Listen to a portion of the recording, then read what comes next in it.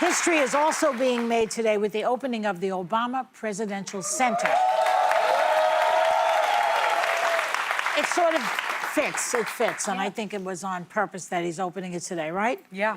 He and wife Michelle sat down with Robin Roberts to talk about their legacy. Watch. There's a lot of stuff I'm proud of. For all the resistance from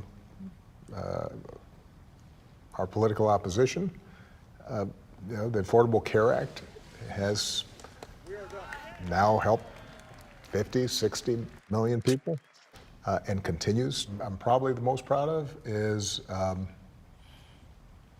the tone we set. Part of our foundation mission here is how do we encourage the next generation of leadership? Michelle's mom was always good about saying this. You know how things get better? Is us old folks, we kind of fade. Gotta get out of the way. We gotta get out of the way. God, do we miss him? I miss him. Oh my God.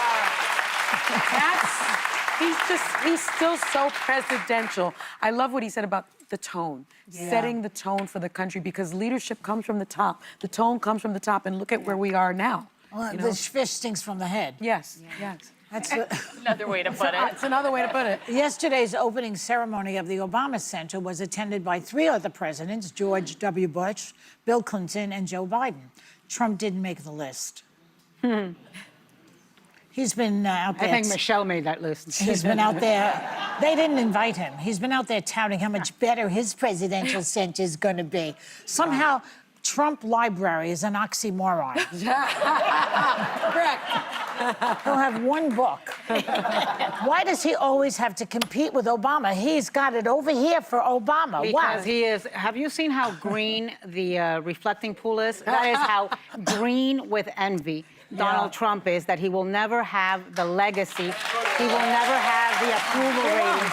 He will never have the accomplishments. I mean, I think part of the reason that he's done this Iran deal, which is a disaster, is such a bad disaster that even Republicans think it's a disaster, because he wants to compete with Barack Obama. But I was in Chicago earlier this week, and I can't tell you the excitement in the city. I was with J.B. Pritzker, and I was with Juliana Stratton, who's going to be the next senator if she gets elected in November. And Pritzker could run for president, But right?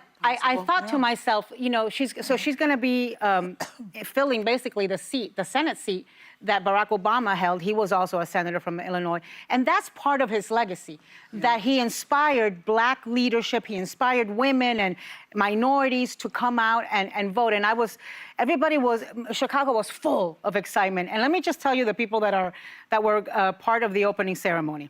Mark Anthony, Bruce Springsteen, Stevie Wonder, Christina Aguilera, Bono, The Roots, John Legend, Jennifer Hudson, Common, Eddie Vedder, and Marsai Martin. You want to know? Why Trump can't stop thinking about him? Because he couldn't get anybody to show up to his celebration, so he's got to turn it into a Trump rally. What about Kid Rock? Not Kid Rock? I'm not counting him. Well, when he speaks to the tone, it reminds you, like right now, we just celebrated the Knicks and how, as a captain, Jalen Brunson led that team. When you've played sports, you realize that you've got to have a captain that exudes a certain competence that you're willing to follow, a leadership when stuff looks really bad, that makes you feel better, safer, and capable. I look at President Obama, and he really set that, like you trusted that he had your back, whether you agreed with all his policies or not. You knew, okay, he's in charge, he can lead us, I trust him.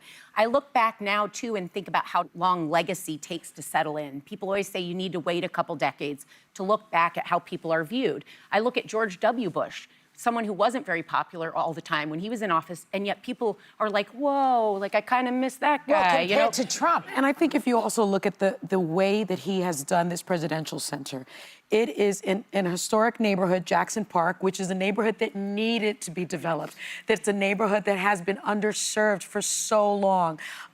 You think about it, it's going to be open daily, free of charge for children and adults. It's for everyone to enjoy. And then the centerpiece is this 225-foot tall tower. And this is what is on it.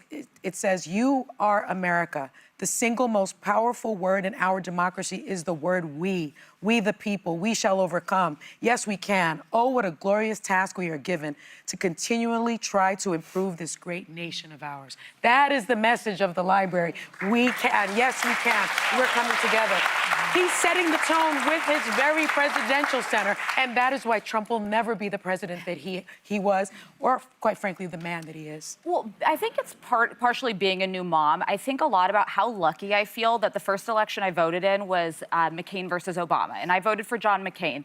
I didn't support President Obama, but I had no doubt that in that race, it was two of the finest Americans running against each other. A war hero, a decades-long senator, a new up-and-coming senator who was just this voice of a new generation. I felt the same way. I supported Mitt Romney, but I felt like it was two heavyweights who represented the best of what America was running against each other. I don't feel that way about our elections anymore. I look at the caliber of people going to Congress, the caliber of people who want to run for president, and it is not oftentimes represented by the finest among us.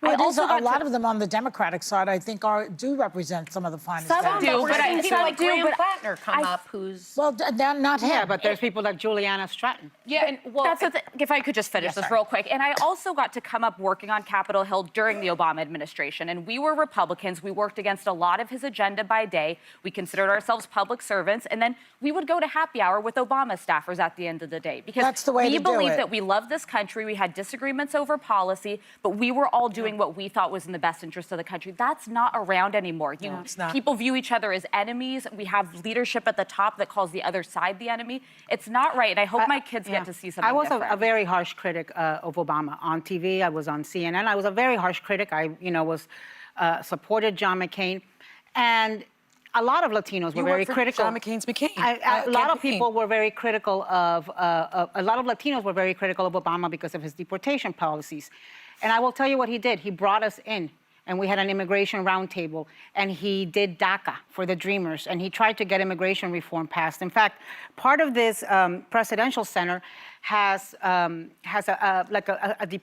section that is for like unfinished business. Yeah. And I think it takes such humility. So he's got there things like the Sandy Hook time when he tried to pass gun reform and failed. He has immigration there, which he tried to pass and failed. And and these are things that I thought, wow, what humility to say, I didn't. Those are the ones that got away that I'm still living with. Yeah.